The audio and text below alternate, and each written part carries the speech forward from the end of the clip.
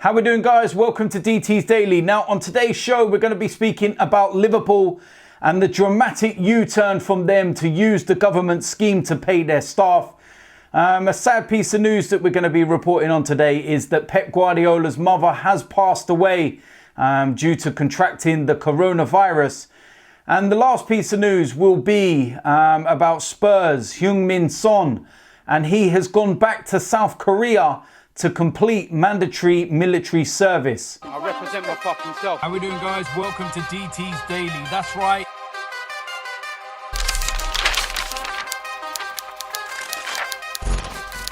So the first place we're going to start is Liverpool.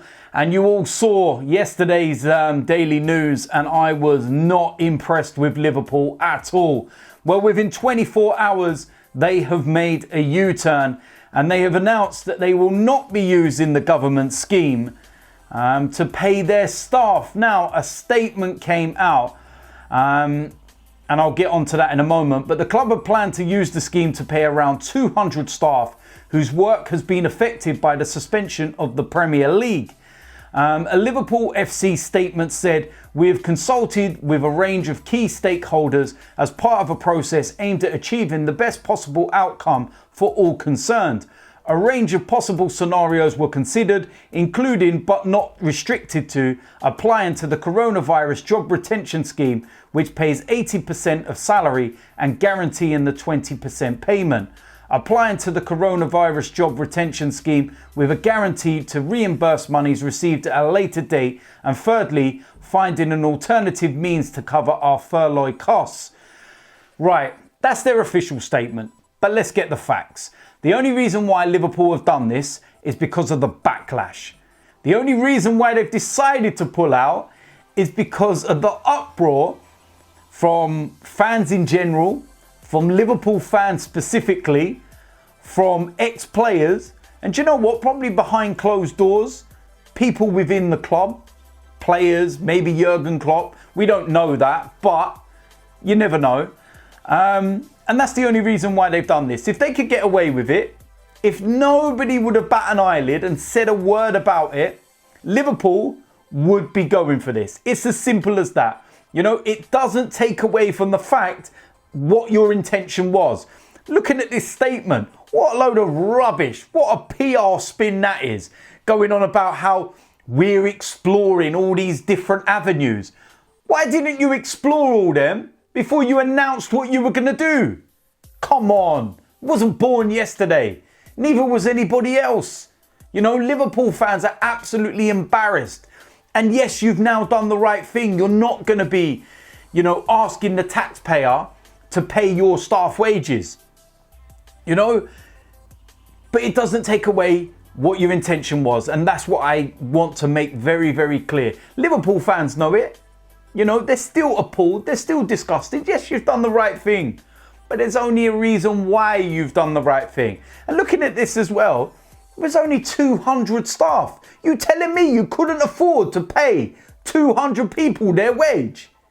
Nah, get out of here, man. I'm not buying all this rubbish and this all, oh yeah, let's try and save face now because we made to look so bad. And the backlash has bit you in the backside. End of. Simple as that. Now, what will also be interesting will be to see if other teams follow suit. Manchester City have announced that they're paying their staff full wage. Manchester United are doing it. Haven't heard anything from Arsenal yet, and I'm waiting to hear from that very eagerly. Spurs, will they make a U-turn? Probably not.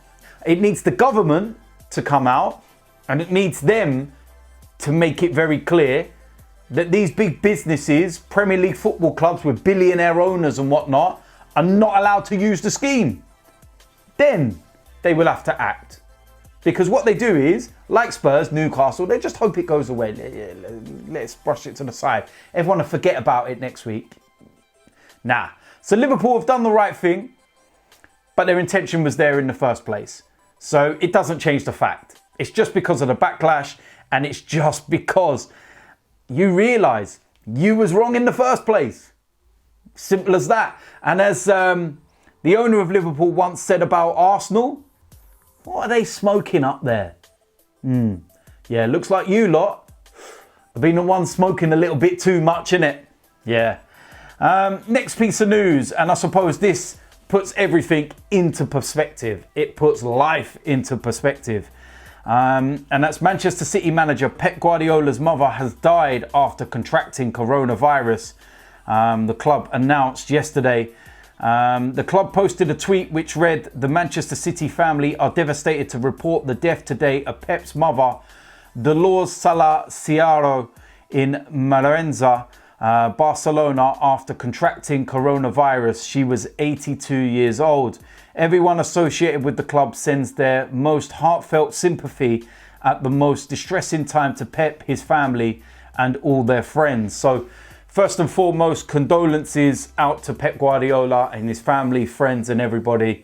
And it does put a lot into perspective in terms of, you know, what's going on in the world right now, and the fact that we're all talking about bringing football back, and, well, the Premier League are talking about bringing football back. And you've got somebody, you know, within the Premier League, and he's just lost his mum. Do you think Pep Guardiola cares about football right now? You know, and this brings back to the argument again of this whole starting the season up. You know, they're talking about maybe in 5-6 weeks time, behind closed doors, getting games underway and stuff. Really? Come on, man. Do you really think in 5-6 weeks time, Pep Guardiola wants to be standing on a touchline, you know, managing a game? You know, when he's only just buried his mum a few weeks prior to this. You know, come on, man, think about it. You know, and it's a worldwide, you know, issue. This is not an isolated incident. This is not Pep Guardiola's mum passing away because of, you know, isolated illness or old age or anything else. You know, you're asking players to play behind closed doors because of a disease that's killed his mum. How would you expect? Come on, man. Use your common sense. I don't care about this broadcasting bullshit and talking about how they'd have to pay back Sky and everything else. Have some morals. Have some dignity. Have some respect. You know, not just for Pep Guardiola, not just for his family, for his mum and everything else. For all of the people out there that have lost someone, the thousands upon thousands of people that have lost loved ones, you know, their families, you know, their parents, their children and everything else. Have some decency. Seriously, void the season, finish, and then we start up the new one whenever it's safe to do so. Stop worrying about this season and worry about what's going on in the real world, the bigger picture.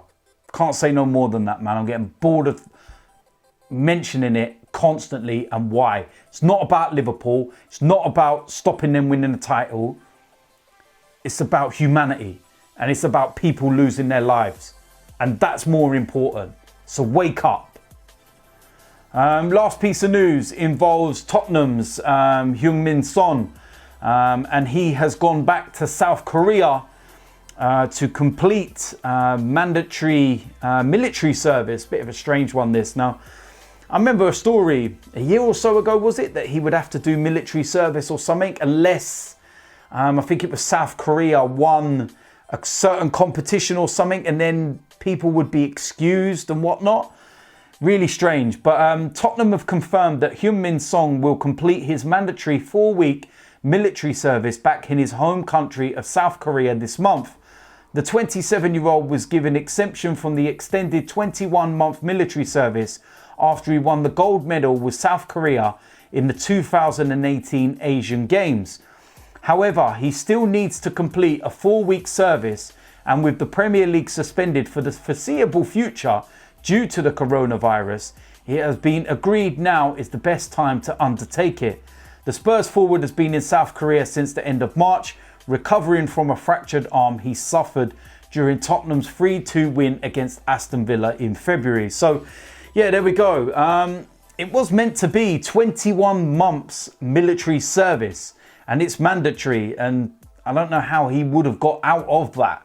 But of course, there was that exception for winning the gold medal in the Asian Games. but he still has to do 4 weeks. And I suppose that's right in what they're saying. With everything going on at the moment, do the 4 weeks now, get it over and done with, and then he can, you know, come back to England and concentrate on his career at Spurs. But it'd be very interesting to see what he actually does in his military service at the moment, given the fact that, you know, he is recovering from a fractured arm, like we were saying there. And what will he have to actually do in this military service for 4 weeks? Does anyone know? Let me know in the comment section if you know what he would have to do for the next 4 weeks. Strange. But yeah, there we go. That is it for today's DT's Daily. As usual, let me know in the comment section what you think about today's topics and everything. If you're new around here, make sure you hit the subscribe button. Make sure you smash a like on this video. I will see you lot soon. I'm out of here.